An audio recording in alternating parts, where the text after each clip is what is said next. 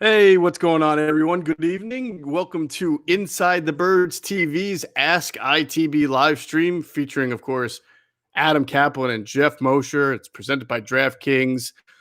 Before we get started, just a little news for our audience. Obviously, Adam, we were doing an Ask ITB live stream every week in March and April leading up to the draft. And to let people know, we do like going back to doing interview shows with guests. We've had Mark Schlereth, right? We've had Brian Westbrook more recently. We'll have another set of good interviews coming up. So we're still going to do the Ask ITB live stream about twice a month. It's not going to be a regular rotation. I can't tell you right now when the next one is going to be, but that's our goal moving forward for at least the next few months, is to mix good interviews, good guests with Ask ITB, because we definitely want to make sure we're still getting to questions and answering them and things of that nature. So we look forward to doing these. And we'll mix them in as we go down the line. But I know that, Adam, a lot of people had some questions for us from the Facebook message board. We'll get some from Twitter. Free agency is starting to wrap up a little bit. The Eagles have made a lot of moves that we've addressed in the podcast, but I know people have other questions about what's going on with the team. So look forward to really getting into that. Yep. We'll do that. So we got a decent amount of questions on our Facebook page. We got some from Twitter. Do you want us to get started with Facebook? What do you want to do here? Yeah, we'll start with the Facebook ones. First, I'll let everybody know to download the top-rated DraftKings Sportsbook app now. Use the promo code ITB when you sign up to hammer the over, because for every 1,500 people that bet the over in a featured game, the line will decrease by 1 point. So everybody get in there, hammer the over, and let that line decrease by 1 point and give yourself a better shot to win. All right, let's start off with some questions from the Facebook page. All right, this one, I'm not aware of this. This is from Nick Pilgrim. With the information about Hurts' thumb coming out, I don't know what that's about. I'm not aware of that he had a thumb injury. So I'm not aware either. Okay. Yeah. So Nick, when you hear this, could you give us a link and we'll get it checked on? I don't know anything about it. It was Jalen Hurts. I mean, it was Jalen Reagor who had the UCL injury. Correct. Did he have surgery for that? I cannot remember. He did. I believe he did have surgery. And he came back actually earlier than expected. So right. That Hurts. We don't know of anything. I'm not even aware of that. So yeah, we'll get to the we'll get it confirmed, or we'll get an explanation of when it happened and how it happened, all that. But I'm not aware of it. Okay, next question from Logan Baker. With the Kerrigan signing and the movement of Joe Osman and Gernard Avery, maybe to Barr's role, do you think they keep two of those players to play that role? If so, is a player other than Kerrigan, how big of a role? Well, Kerrigan's going to play DN and stand up. Now, think of Kerrigan as a pass rusher. Just look at him that way when you watch him in the preseason. If he does play in the preseason, I don't know how much they'll do that, because this is a new territory for the NFL. We go from 4 to 3 preseason games. So here's the question: what are the most important preseason games for coaches now? Is it the second game? Is it the first? I don't know yet. We're only in May. But see, here's the question on Avery and Osman. They're backups. They're not going to play very much in theory. If they make the team, they're not guaranteed to make it. Neither Patrick Johnson. So I would think Kerrigan would get some of that. Whoever the other guys will. And by the way, it's not like they're going to play the Barr role as much as they have. Barr plays in Minnesota. He's a high-priced player, whereas the other guys are not. I don't know how much. We're only in May here, so we don't know a ton of that particular role. They're going to have one. We just don't know how much of a role they're going to have, to answer your question. Think about what Jonathan Gannon said today in his Zoom conference, Adam. He talked about not having a specific scheme, which we know is not necessarily fully true. Of course, he has a scheme and idea of what he wants to do, but like any good coach, you can only do what your personnel will allow you to do. So are any of the Eagles linebackers a lot like Anthony Barr? Not really. Even Kerrigan can drop into maybe a flat, right? He's not going to cover like Anthony Barr running with a tight end or anything like that, but he can come up on the line and rush from a linebacker stand-up position. So Jonathan Gannon, we'll take him for his word right now because we have nothing else to go with, but we know what the personnel that he has. He will do his best to use it and create creatively. He'll be able to play his 2 deep zones because he has some safeties like Rodney McLeod and Anthony Harris that have experience in that kind of a defense. And really, the disguise part of his defense, which will be there, in the athletic upfront line games will be there. That's for us to kind of see when we go forward. But Milton Williams is a guy that I think will have an opportunity, if he can stack up to the competition, to get himself on the field, because he has that athleticism to be able to loop and twist and stunt on his way to the quarterback. All right, so a couple things to add to that. I love that he was pretty emphatic about it. I watched it, and I watched his Gannon's press conference. I also read the transcript. Mm-hmm. What I liked is they were asking about a scheme, and they were asking about pre-snap and post-snap. He said it's all about pre-snap. How many times have we said this about Jim Schwartz's scheme? 3 years now. Teams would tell us, just don't. He never would do it. Never. Right. Okay. Rarely did. To be correct, rarely did it. He just didn't believe in it. And how about him saying, "Take away the football"? Love to hear it. You gotta love to hear that if you're an Eagles fan. I mean, geez, I have a lot of respect for Jim Schwartz, but it would bother me, and I know it bothered the Eagles when he would say, "Oh, you can't chase turnovers. You can't do that. You're doing, you gotta be careful about doing that." It's not about that. It's about giving the quarterback something to look at that he hasn't seen. Right. Pre-snap. Right. Okay? No, I definitely agree with you. Quentin Michael in our Q&A show on Inside the Birds made the same thing. He's a fan of Jim Schwartz. He recognizes Jim Schwartz, as we do, as a very good defensive coordinator. But he made the point that the time for just lining it up and executing is over. More and more defenses are getting more exotic. You're seeing a guy like Brandon Staley, right, who is now the head coach of the Chargers. Yep. Came from the Rams, and what he brought to that Rams defense was the element of surprise in a way, and pre-snap guesswork for the quarterback, and that's why he was regarded so highly. And Jonathan Gannon, as you mentioned, Adam, is a guy that came here already with a reputation as one of those rising assistants who should be a coordinator and very quickly should be a head coach. Now, that'll be all dependent on how well he takes what he has right now, and which is not a great amount of talent. It's getting better. It's not great, but if he can make do with what he's got and continue to improve in year 2 and 3, then he's probably going to get a head coaching job pretty soon. That time. Agreed. All right, what else we got? All right. Okay, this is from our friend Aaron Puga.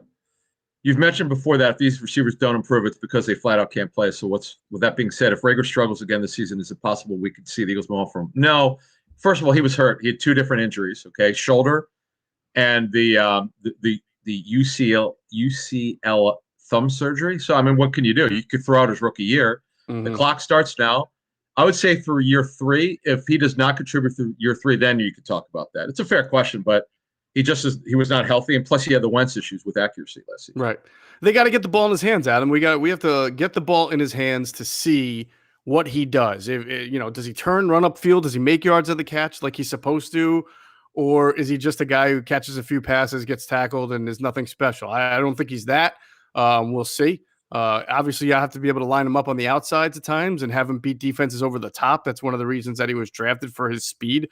Maybe the biggest reason he was drafted. So we need to see Nick Sirianni and Shane Steichen put Jalen Reagor in a better position to succeed, I think, than Doug Peterson did last year. And now there's a lot of things that went into play with the offense, but in general, just lining him up on the outside, having him run 30 yards downfield, saying catch the ball is not going to work. They really got to work on his route running with him, his selling of the route, his explosion all the way through the route, and then also have to figure out better ways to put the ball in his hands creatively from any number of spots on the field. Right. Now, one thing that I don't blame Schwartz for, and I think it's part of why he's not been aggressive, although you could really it's hard to defend some of it, but I'm going to defend him in one way. He was hamstrung at cornerback. Let's call it like it is. The front office did such an awful job, other than the trade for Slay, of drafting corners, okay? And you could blame some of the coaches for lack of development, but they just weren't very good. And you look at the slop that they had out there last year. It's not. I feel bad for the kids who had to play. They shouldn't have been playing. Mm-hmm. They're practice squad players, all of them. They're Jags. They're just guys. That's what they are.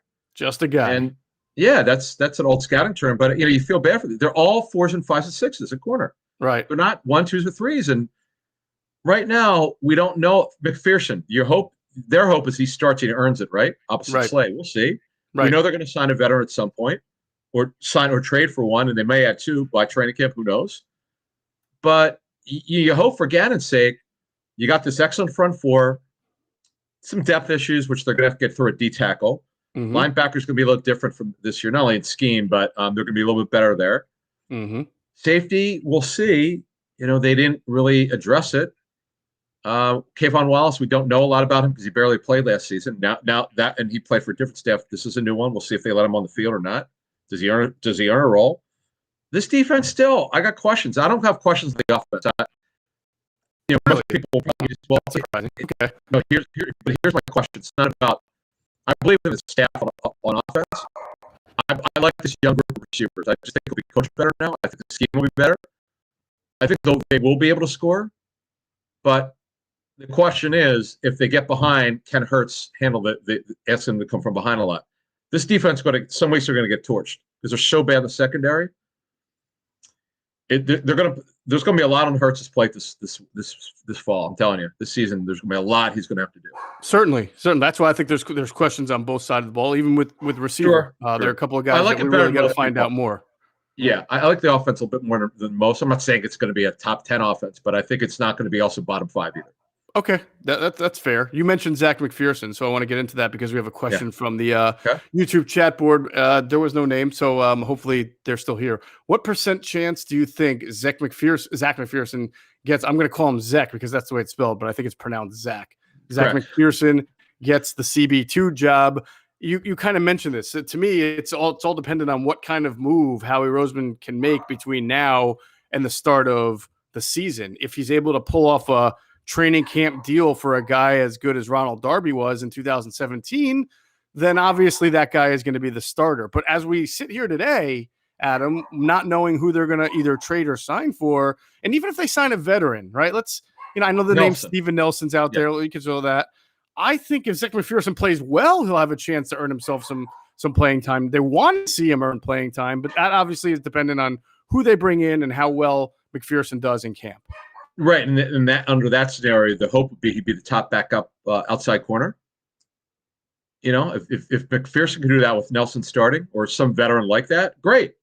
But they cannot be done at corner. And again, we're only in May; we're not in August, so we'll give the Eagles more time. And they've been pretty aggressive the last couple of weeks with adding players, and we'll see about Josiah Scott. We talked about on today's show.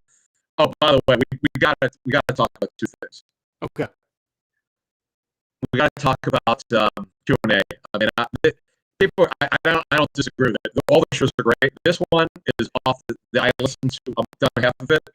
I'm so glad they go over an hour because it's so entertaining and fun. It's storytelling and the inside stuff from Q on the Jeff the under. What was it? The under front and the.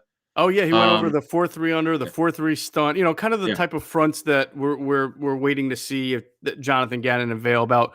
How you play your nose tackle, how you move your line around in a certain way. It was a very good explanation. The only thing it missed, it's funny because he's got this big white wall as a background. I'm like, Q man, if you had those like washable marker, you could have just taken the marker, showing everybody like Trey Thomas would do during our pregame show. We'll probably get him something because his description was good, but it would have been great with a whiteboard. So we'll figure something out with him. But yeah, if you really want to understand defensive fronts and knowing that the Eagles are I don't want to call them multiple, but I will say multiple. I think they're going to show you some different looks, especially with a stand-up guy like Kerrigan. Then you want to be educated by Quentin Michael on what these different looks might entail. So I would check that out on our recent Q&A. Back to McPherson, Adam. Look, there's things that the Eagles really like about him from a trait standpoint and athleticism standpoint, even some things that are positional specific, like his eye discipline. But he's got to be coached up. There are also some areas of his game that you can tell will not translate very well if he had to go out there and play against a guy like Aaron Rodgers, or they have to play Tom Brady and Pat Mahomes this coming year. They'll have to play Justin Herbert. They're going to have to play some pretty good quarterbacks.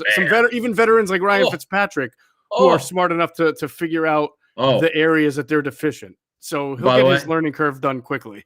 Don't talk about Ryan Fitzpatrick to Eagle fans let's not forget what happened in Miami 3 years ago. Well, it was Miami 3 years ago. It was Tampa Bay 4 years ago, right? In the 2007-18 game where him and Deshaun Jackson were lighting it up. So yeah, Ryan Fitzpatrick, even as a Jet against Chip Kelly, had a pretty good game. If we go back, wasn't he a Jet?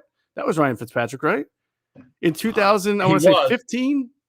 He was. Boy, no. Fitzpatrick was with the Texans then, I In think. 15. Well, here's what I do with know. The Jets when they played it. Go ahead. Well, no, but I do know for a fact because he called him Fitzy. I remember Chip calling him Fitzy. And I'm fairly certain they played the Texans. I'll look it up since we're bringing it up.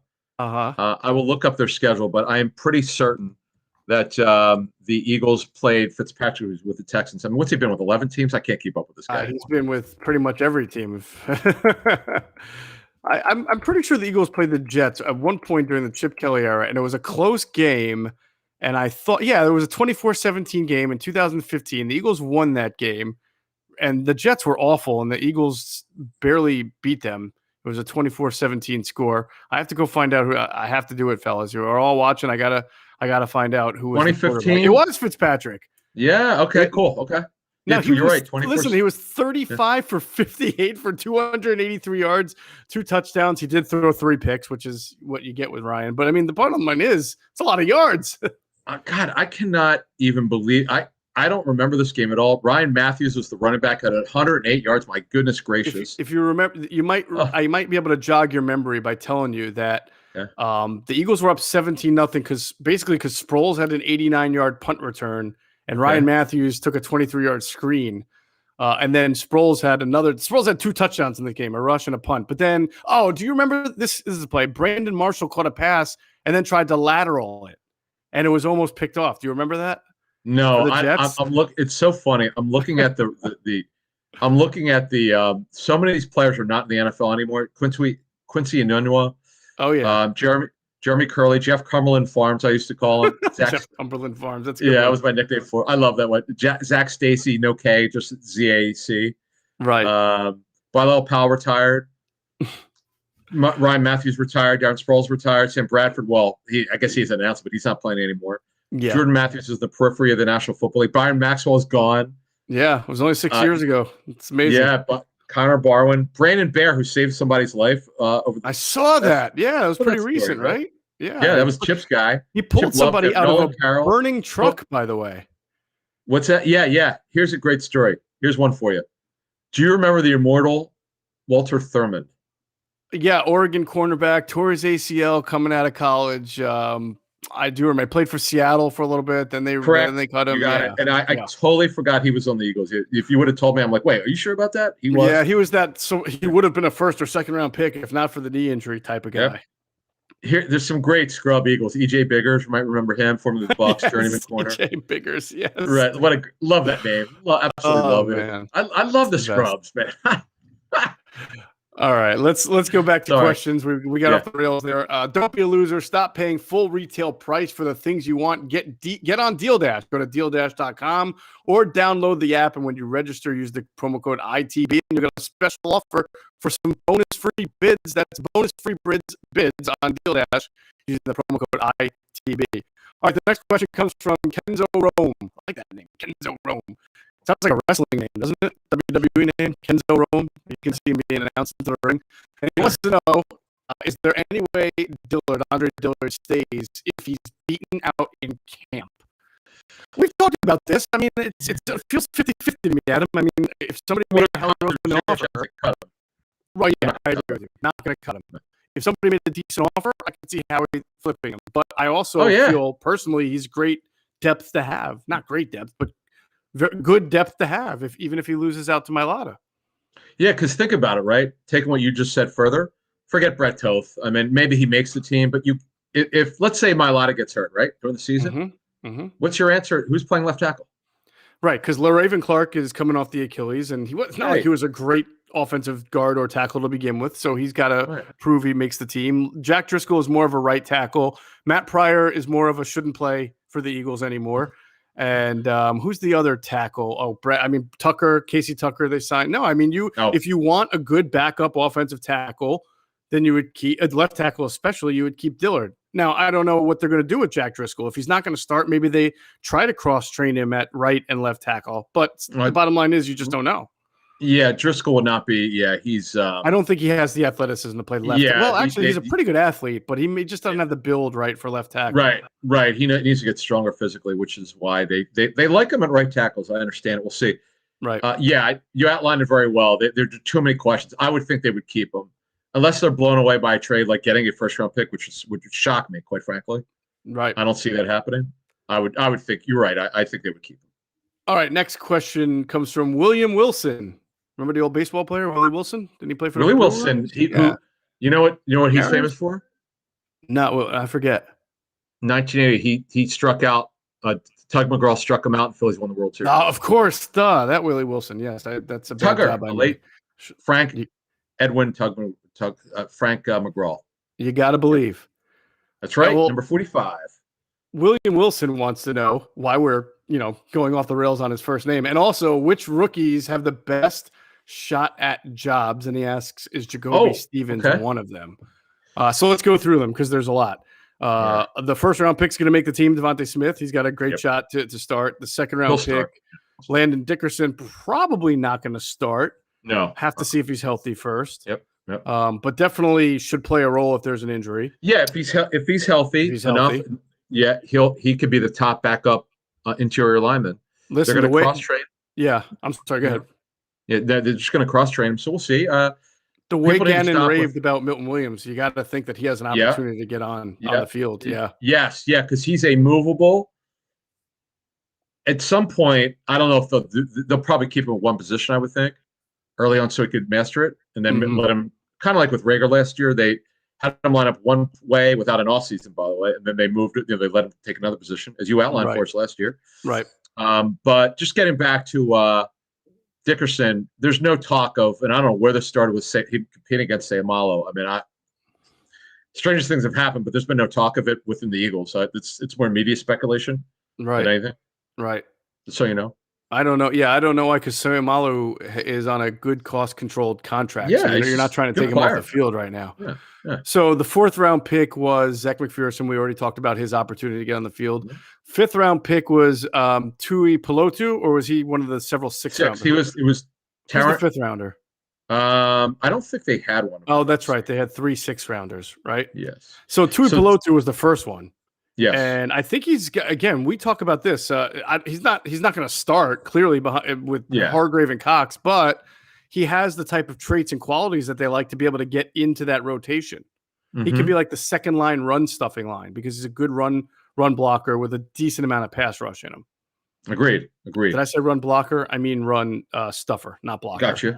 Look, Stevens was a 6th rounder. He's right now going to be a linebacker.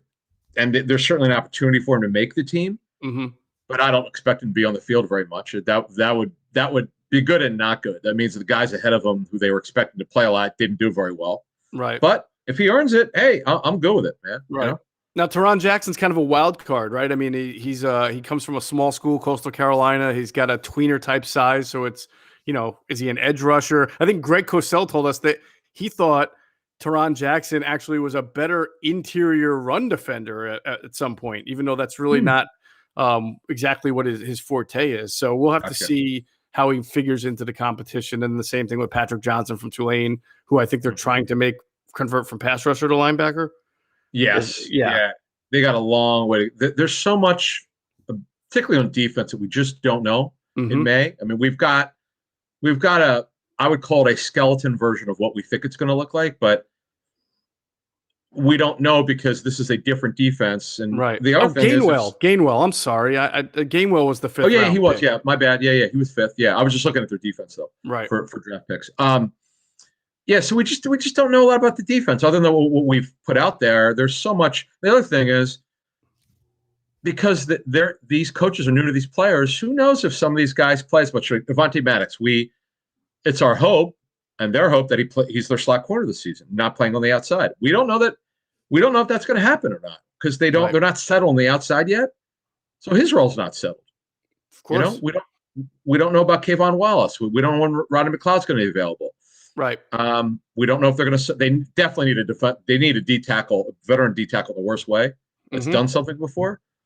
But again, there are a lot of questions on defense. I know some people disagree, but I think more than on offense. But both have questions, as you said. Sure. So to recap, who can start? Your first round pick, Devontae Smith, should start as long as he's fine. He'll play a lot. He'll play a lot. Yeah. Your third round pick, I'm sorry, 4th round pick. McPherson perhaps will have a chance, but he should might play. Yeah. Gainwell should probably play a little bit. Milton Williams should play a little bit. Dickerson, we'll see. Injuries always happen. None of these guys are probably going to start, but they're all going to contribute a decent amount and then probably be the next man up in some of these cases if there is an injury. For example, if there's an injury to Cox or Hargrave, I mean, I guess you could possibly see Tuipulotu starting if he's good enough. Yeah, exactly. They got a real problem there because they have nobody who's done anything. Ridgeway's been hurt. He's got ability. He's with Gannon for 1 year in 18 with the Colts. But what the other thing I would mention is we don't mention this enough. Do not forget that the undrafted class is part of this class. The Eagles had 3 undrafted free agents wind up not only over time making it. In 17, Cam Johnston. Mm-hmm. In 17, Corey Clement. Mm-hmm. And the other one escapes me, and I'll look it up. In 2017? Yes. Was it an offensive lineman? I will look it up, and I will know in about 1 minute. Oh, no. I was about to say T.J. Edwards, but that was not 2017. That was 2 years ago. Clement, obviously. Cam Johnston. Mm-hmm. I would take Greg over Ward? for No, not Greg Ward. Sorry. Greg Ward. Yes. Yeah. Well, no, he didn't make it then. What I'm saying is wound up making it, at least making it from that class down the line. Right. So do not dismiss. Like Jack Stoll, I know we've been asked this question. Is there anyone from the UFA class that we think could make it? Jack Stoll would be my number 1 guy to answer your question. I would agree with you on that too. I know people think Trayvon Grimes, but I would say Jack Stoll. I agree with you. I think it's not even close. I'm not saying Grimes can't do it because there's an opportunity there because they're very weak at receiver in terms of backups. Yes. But they have such a need for a wide tight end. Let me explain why I bring this up because people make fun of me. Oh, why do you keep talking about wide tight end? Why don't you talk to any coach who's ever talked about tight ends? They cannot find inline tight ends to save their life around the National Football League. That is why guys like Virgil Green keep getting contracts. Mm-hmm. That's why Lee Smith keeps getting contracts when the guy does nothing else but block and play wide tight end. They're so hard to find because today's NFL player, tight end in college, they don't block. They just catch. Right. That is why you need a wide tight end. Case closed. Sure. And some of these guys, if you can catch a little bit, like a Kyle Rudolph, who can block and then basically be a red zone target, it even amplifies your ability to make a team. And Stoll can catch a little bit. He's not just a mauling tight end. He is what they were hoping to get last year out of Noah Togiai. And as we've gone through that many times, that the Colts claimed him. They didn't see that coming, and they lost him. Great line on Kyle Rudolph. Kirk Cousins called him a sofa to throw to. A sofa? Yeah, because he's so big in the red zone. He takes up so much because he's 6'6", plus. Yeah. I love that. I like that. That's pretty good. All right. Speaking on wide receiver, Adam, Raymond Fields asks, what are the chances the Birds add a veteran wide receiver? I like it. See, to me, okay, let's move this forward here. Uh-huh. Right now, there are 3 guys who have roles. Fulgham, who needs to be more consistent, Rager, and Devontae Smith. After that, Greg Ward will have competition for the slot job. Hightower and Watkins have promised absolutely nothing. Arcega-Whiteside's on the outside looking in. I'm sure he'll be in training camp. To me, this is not a report. This is an opinion. He's a major long shot to make it. Why? You don't run that well. The staff was not there when he was drafted. There's nothing promised. I know that Sirianni spoke well of him. That's coach speak. Let him run on a roll first. Look, the clock's ticking on this kid. Mm-hmm. He is not on a spot. Much like, and I know Pumphrey's a 4th round pick, not a second rounder like Arcega-Whiteside. Mm-hmm. I don't get the feeling like he's promised anything. I think he was promised last year because it was his second year. No more excuses. He's got to earn it. He has not earned anything so far. I think that's fair.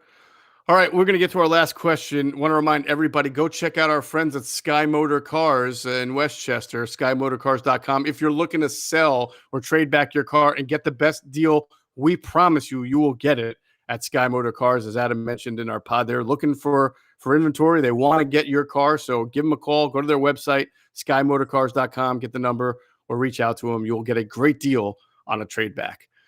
This is a good question. At first, you think it's kind of like a troll question, but it's really not, and I'll explain why. Evan F. Altier asks, do you guys view Hurts as the 31st quarterback in the NFL ranked like PFF? So I didn't realize this, but apparently PFF came out with quarterback rankings and ranked him 31st overall. The temptation to say is that's ridiculous.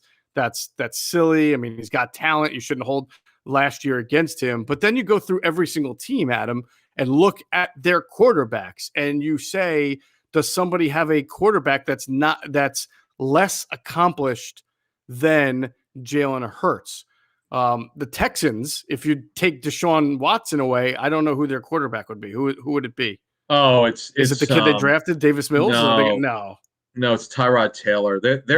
They clearly are concerned whether Watson will play. So they've got Jeff Driscoll, who's okay. I'm going to be nice. He's a nice kid. Not very good. Right. Brian Finley and Davis Mills, who's not going to be ready. I mean, he's not going to be ready to start. Right. Tyrod Taylor will be the starter, and it's bad. I mean, they okay. So answer that question, right? Let's go back to the Eagles here. Well, it's hard because I can name you 6 teams here with quarterbacks that I'm not sure if Jalen Hurts is better than or worse than right now. But here's the way I'll address the question. You and I can answer this. Go ahead. Who would you take? Like, for instance, if you went through 31 other teams, I would take Jalen Hurts over both Bronco quarterbacks. Okay. Over you check take down him Teddy. over Drew Lock or Teddy. Now, why would you take him over Drew Lock? I'm curious because I don't know where to stand. Mechanics stink. His mechanics. He's got a good arm. His mechanics are poor. He's a very inconsistent thrower. He's got accuracy issues. Okay. Teddy checks the ball down. He will not drive the football. I can't stand that. He would never be my quarterback. Nice guy. Good story coming off of the awful knee injury.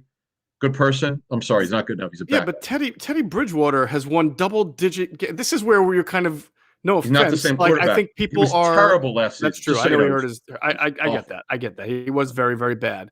But Jalen Hurts' numbers were bad too, even though we know that wasn't a real reflection of what he was. 4 games though. But again, that's my point. It's impossible to have this conversation now. Well, you can't. Really, I mean, exactly, because he started 4 games. How the hell did he? I get it. Give him an incomplete because he only started 4 games.